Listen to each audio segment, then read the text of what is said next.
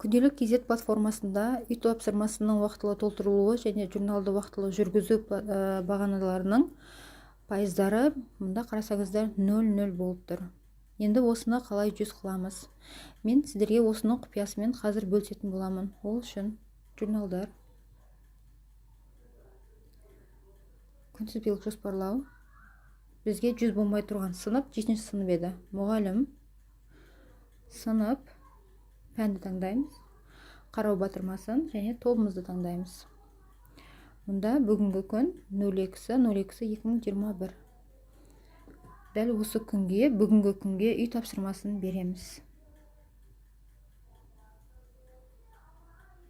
Және дәл қазір берілген үй тапсырмасының тұсындағы қаламшаға барып, үй тапсырмасын сақтаймыз. Және тапсырмасының күйін келтіреміз. Қайта күнтізбелік жоспарлауға барып,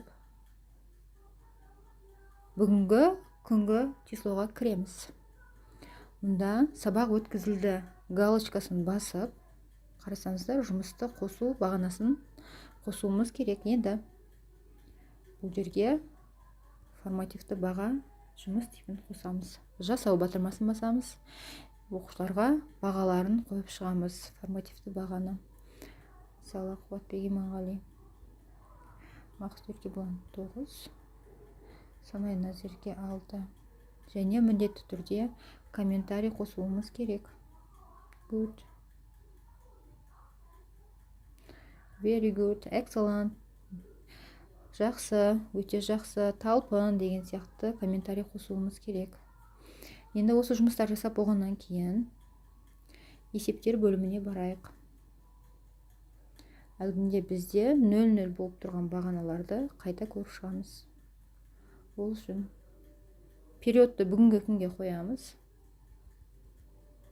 02/02/2021 жыл.